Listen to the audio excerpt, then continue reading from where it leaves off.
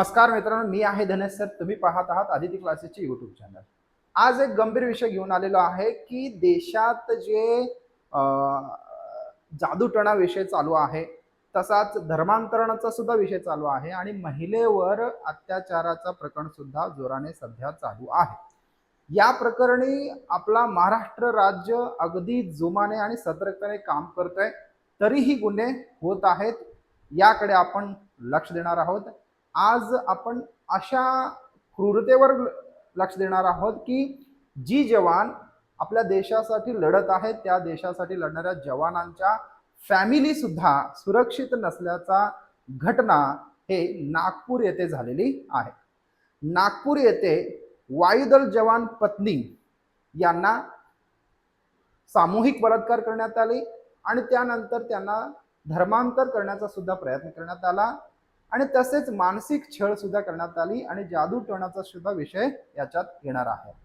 काय आहे प्रकरण, कुठेपर्यंत आला विषय, कुठे झाला, काय झाला, कोण आरोपी आहे, याबद्दल सविस्तर माहिती या व्हिडिओमध्ये पाहणार आहोत. शेवटपर्यंत व्हिडिओ नक्की बघा. पीडिता म्हणजे ज्यांच्यावर अन्याय झालेला आहे, ज्यांच्यावर हे जे प्रकरण झालेलं आहे, ती महिला आहे. एका भारतीय हवाई दलातील जवानाची पत्नी आहे. ती महिला भारतीय हवाई दलातील जवानाची पत्नी आहे. म्हणजे देशातील जे देशाला सुरक्षित ठेवतात, त्या सुरक्षित ठेवणाऱ्या जवानाची सुद्धा पत्नी सुद्धा सुरक्षित नसल्याचा प्रकरण झालेला आहे. आणि ती नागपूर येथील एक रिअल इस्टेट व्यावसायिक सुद्धा आहेत.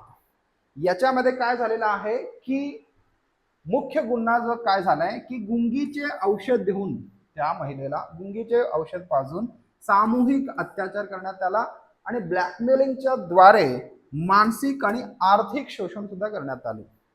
मग याच्यामध्ये जी छोट्या हेतूचे प्रकटीकरण नंतर करण्यात आलं की हे जे प्रकरण आहे, गुंगीचे औषध देण्यात आले आणि त्यांच्यावर अत्याचार करण्यात आला आणि त्यांना आर्थिक बाजूने सुद्धा बळजबरीने त्यांच्याकडून आर्थिक फायदा सुद्धा करून घेण्यात आली.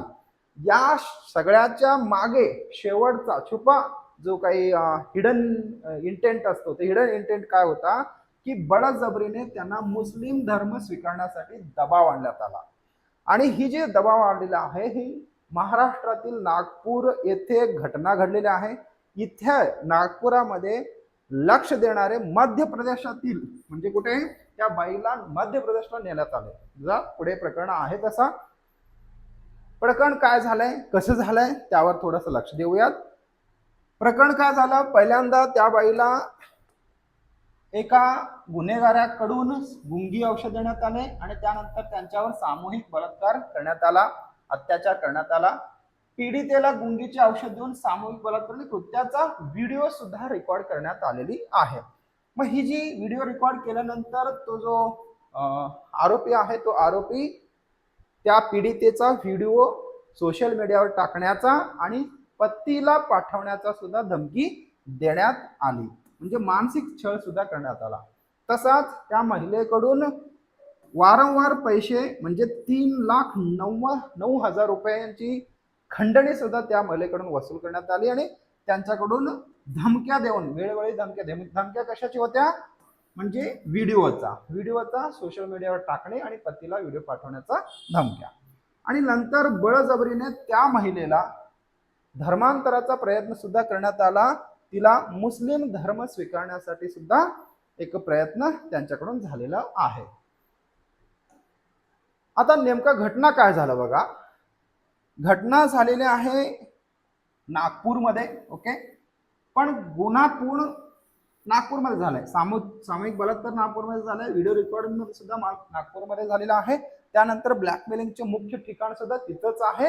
आणि इथून मध्य प्रदेशमध्ये बसलेला एक मौलाना, त्या मौलानाद्वारे इथून नागपूरमधून डायरेक्ट कुठे नेले की धर्मांतर करण्यासाठी मध्य प्रदेश येथील छिंदवाडा येथील तामिया येथे नेण्यात आले. मग इथे नेण्यात आल्यानंतर बळजबरीने तिला निकाह करण्याचा, धर्म बदलून निकाह करण्याचा प्रयत्न सुद्धा करण्यात आला. मग याच्यामध्ये ही जी धर्मांतरणाचे प्रकरण आहे, त्या प्रकरणात काही व्हिडिओ सुद्धा व्हायरल पुरावा सुद्धा झालेला आहे, काही व्हिडिओ सोशल मीडियावर सुद्धा व्हायरल झालेले आहेत. ही जी प्रकरण आहे ही पूर्ण प्रकरण आता सुद्धा सोशल मीडियावर अवेलेबल असू शकतं. ओके, ही सगळी विधी बंदखोलीत झाली. मुख्य आरोपी जो आहे अयाज ताज मदारे, आरोपीचं नाव काय आहे, अयाज ताज मदारे, याच्याद्वारे बंद खोलीत उर्दू भाषेत अघोरी मंत्राचे पठण करण्यात आला. म्हणजे अघोरी जी घटना आहे ती जादूटोणाची जी घटना आहे ती यांच्याकडून करण्यात आली आणि वशीकरणाचा प्रयत्न सुद्धा झालेला आहे. मग यांच्यावर जबरदस्ती सुद्धा झालेली आहे महिलेवर, पीडितेवर. मग ही जी सध्या महाराष्ट्र सरकारने काय त्याच्यावर कारवाई केलेली आहे, महाराष्ट्र सरकारने लगेचच त्यांना अटक करण्यात आले आहे. दोघं आरोपी यात पटकन म्हणजे झटपट मध्ये अटक करण्यात आला आहे. मुख्य जो आरोपी होता तो अयाज ताज मदारे, याला लगेच अटक करण्यात आलेला आहे. आणि अमीन शेख मुख्य साथीदार, त्याच्यासोबत साथीदार होता, त्याचं नाव होता अमीन शेख, याला सुद्धा अटक करण्यात आलं आहे. आणि जो मध्य प्रदेशातील जो मौलाना होता तो मात्र फरार आहे. तोही थोड्या दिवसात लगेच अटक त्याला करण्यात येईल. आणि महाराष्ट्र सरकार लगेच SIT स्थापन करून ताबडतोब निर्णय सरकारने घेतलेली आहे. आणि ह्याला सुद्धा त्या मौलाना सुद्धा व्यवस्थितपणे पटकन लगेच त्याला ताब्यात घेण्यात येईल असं मला वाटतं. त्यानंतर विशेष तपास SIT जे सरकारने स्थापन केली, फरार मौलानाच्या शोधासाठी लगेच काय केलं, विशेष पथक तैनात करण्यात आली. आणि मध्य प्रदेशातील छिंदवाडा आणि तामिया या परिसराकडे एक पथक सुद्धा रवाना करण्यात आला. मग ही जी व्हिडिओ व्हायरल झालेली आहे, त्या व्हायरल झालेल्या जादूटोण्याचा जो व्हिडिओ होता त्याचा तांत्रिक तपास सुद्धा, तांत्रिक म्हणजे काय, चुकीचा आहे का, फेक आहे का वगैरे तपास सुद्धा चालू आहे. किंवा कोणी काढले, कुठे शूट केला, कोण केला आणि कोणी लीक केला याचा कसून शोध महाराष्ट्र सरकारतील पोलीस करत आहेत. कायदेशीर चौकट, भारतीय न्याय संहिता काय सांगते की काय काय गुन्हा दाखल झालेला आहे. याच्यामध्ये गुन्हा आहेत सामूहिक बलात्कार, दुसरा खंडणी जे 3.9 लाख म्हणजे 3,09,000 रुपयाचा खंडणी होती ती, आणि जबरदस्तीने धर्मांतर करण्याचा प्रयत्न, ही 3 गुन्हे त्या तिघांवर दाखल झालेले आहेत. आणि याचा शिक्षा काय आहे, जन्मठेप सुद्धा होऊ शकतो, किमान 20 वर्षे तरी त्यांना जेल भोगावी लागते आणि तेही सक्त मजुरीचे. मग त्यानंतर पुढे याच्यामध्ये जे कायदेशीर चौकट आहे त्याच्यामध्ये जादूटोणा विरोधी कायदा काय सांगते ते आपण बघूयात. जादूटोणा विरोधी काय सांगते की कारावास देते, दोषीला जादूटोणा केला असेल तर 6 महिने कारावास असतो आणि 6 महिने ते किमान जे जास्तीत जास्त 7 वर्षापर्यंत त्याची कारावास करण्यात येते. आणि नंतर त्याला दंड सुद्धा द्यावी लागते, 5 ते 50,000 पर्यंत दंड सुद्धा द्यावी लागते. तपासाचा निष्कर्ष कुठपर्यंत आलाय, आतापर्यंत जेवढं माहिती माझ्यापर्यंत पोहोचलेली आहे ती माहिती तुमच्यापर्यंत पोहोचलेली आहे.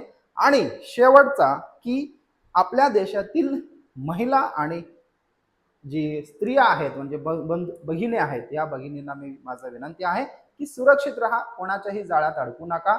धर्मांतरांचा विषय किंवा फसवेगिरीचा विषय किंवा जादूटोणाचा विषय जोमाने देशात चालू असण्याची शक्यता आहे.